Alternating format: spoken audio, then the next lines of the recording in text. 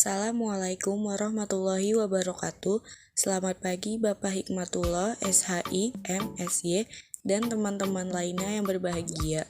Pertama-tama marilah kita panjatkan puji syukur kita kepada Allah Subhanahu wa Ta'ala karena telah memberikan rahmat, kesehatan, dan keselamatan sehingga kita dapat berkumpul di kelas pada pagi hari ini.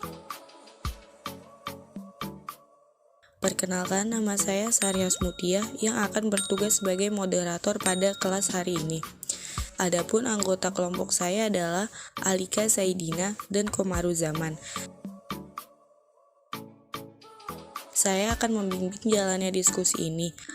Sedangkan rangkaian acara yang akan kita lewati adalah yang pertama, sesi pembukaan, yang kedua, penyampaian dan penyajian materi, yang ketiga, sesi tanya jawab, dan yang keempat adalah sesi penutup.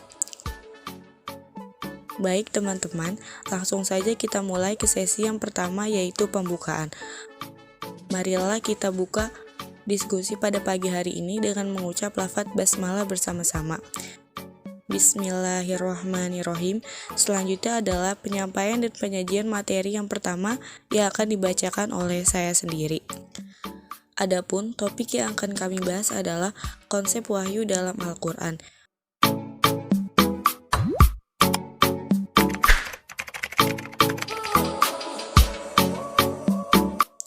Wahyu secara bahasa diartikan sebagai isyarat yang cepat. Bisa juga diartikan sesuatu yang diturunkan, disingkapkan, atau diumumkan. Wahyu merupakan sebuah pencerahan, sebuah bukti atas realitas dan sebuah penegasan kebenaran. Ia adalah sebuah tanda yang jelas, sebuah bukti atau indikasi, makna atau signifikasi bagi seorang pemerhati yang harus diamati, direnungkan, dan dipahami. Selanjutnya akan dibacakan kepada presentator yang kedua, yaitu Alika Saidina.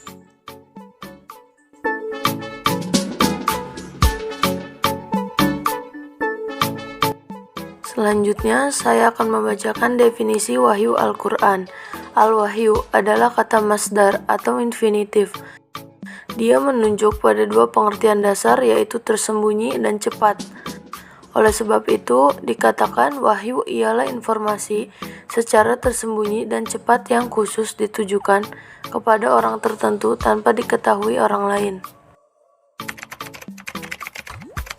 Secara etimologi atau lugawi, pengertian wahyu dapat dilihat ada 5.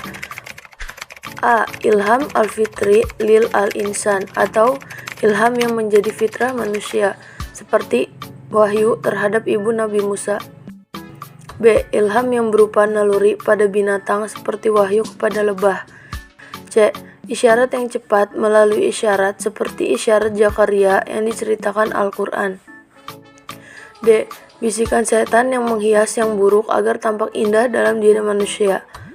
E. Apa yang disampaikan Allah kepada para malaikatnya berupa suatu perintah untuk dikerjakan.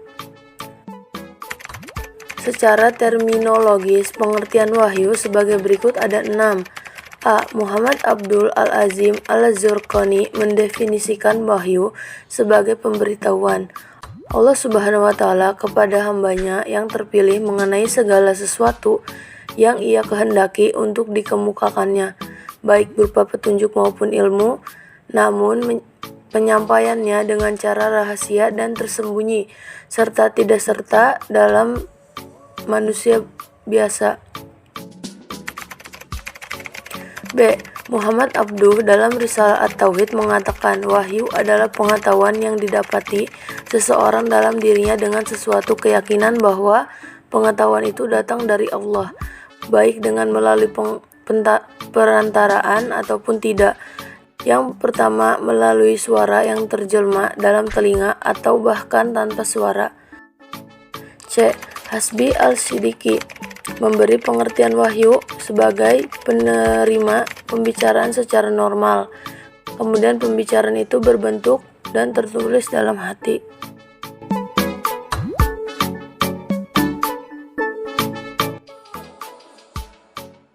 Wahyu adalah tanzil atau munazzal, diturunkan secara langsung.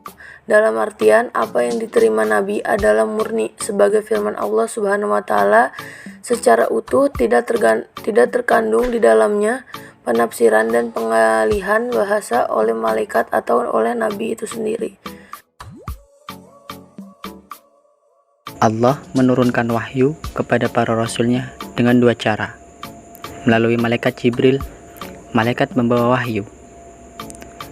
Ada dua cara penyampaian wahyu oleh malaikat kepada rasul. Pertama, datang dengan suara seperti suara lonceng, yaitu suara yang amat kuat yang dapat mempengaruhi kesadaran, sehingga ia dengan segala kekuatannya siap menerima pengaruh itu. Tanpa melalui perantaraan, di antaranya ialah mimpi yang benar bagi para nabi adalah wahyu yang wajib diikuti. Ialah mimpi Nabi Ibrahim agar menyembelih anaknya Ismail.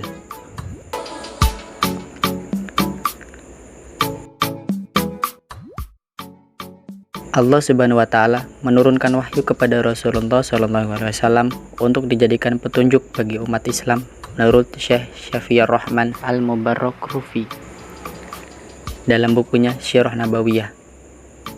Mengutip Ibnu Qayyim, dijelaskan bahwa ada 7 cara Allah Subhanahu wa Ta'ala menyampaikan wahyu kepada Nabi Muhammad SAW, yaitu sebagai berikut.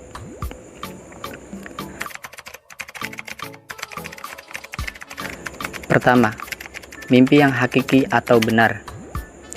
Mimpi ini termasuk salah satu permulaan media penyampaian wahyu yang turun kepada Nabi Muhammad SAW. Kedua, melalui bisikan dalam jiwa dan hati Nabi tanpa dilihatnya.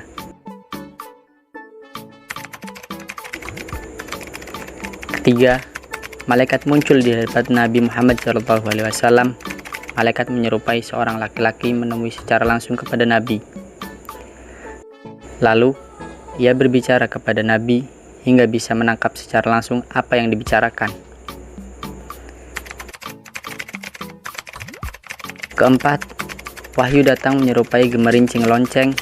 Wahyu ini dianggap wahyu yang paling hebat dan malaikat tidak dapat dilihat oleh pandangan Nabi.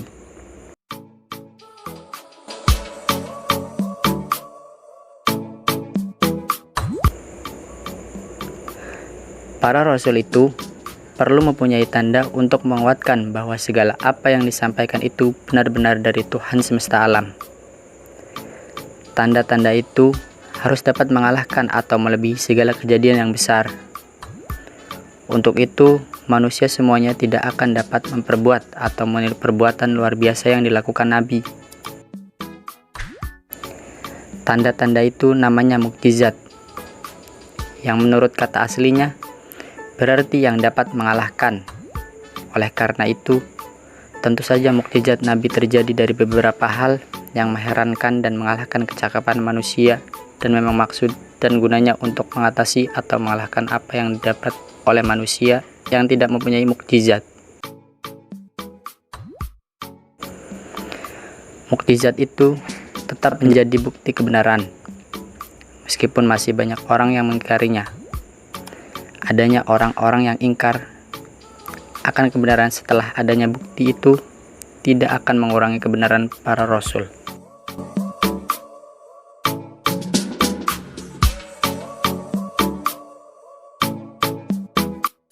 Sekian tadi presentasi dari kelompok 2. Mari kita mengucapkan lafaz hamdalah. Alhamdulillahirobbilalamin. Saya sebagai moderator mohon maaf atas kekurangannya dan terima kasih untuk perhatiannya. Wassalamualaikum warahmatullahi wabarakatuh.